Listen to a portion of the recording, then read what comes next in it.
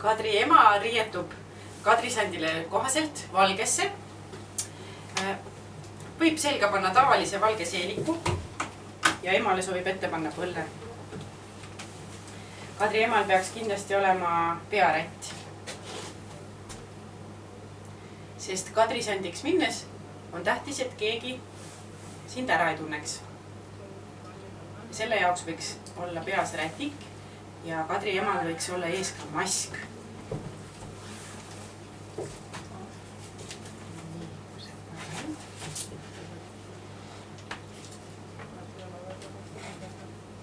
Mida vähem ära tuntav sa oled, seda parem. Sest seda vabamalt sa võid ennast sellest Kadri ema rollist tunda. Kadri ema on siis kogu kadrisantide seltskonna pealik. Tema kamandab ja ütleb, kuidas asjad on ja selle jaoks on tal selline sau, millega ta kutsub. Selle sauaga kutsub ta oma perekonda kohale. Nii, Kadrid, kus te olete?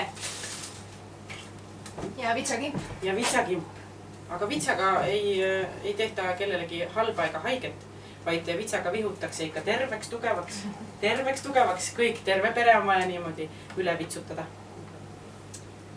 Ja Vitsakimbu võib näiteks vöö vahele panna, siis Ja. on mugavam. Siis ütleb poole või tahab poole. Just. Sest et asju on Kadri emal palju kaasas. Ja alati tuleb riietuda ka vastavalt ilmale, sest kunagi sa ei tea, kas on külm või on palav. Ja arvesta ka sellega, et kui sa lähed tuppa, siis toas hakkab sul kindlasti palav. Nii et siis peaks olema selliseid asju, mida saaks ära võtta. Näiteks kui sa alguses paned kindad kätte, siis toas võid palavaga kindad ära võtta.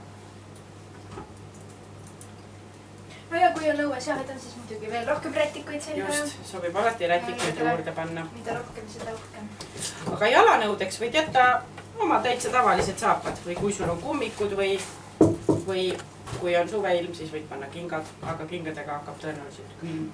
Nii et täitsa tavalised jalanõud. Tähtis on just see, et sind keegi ära ei tunneks.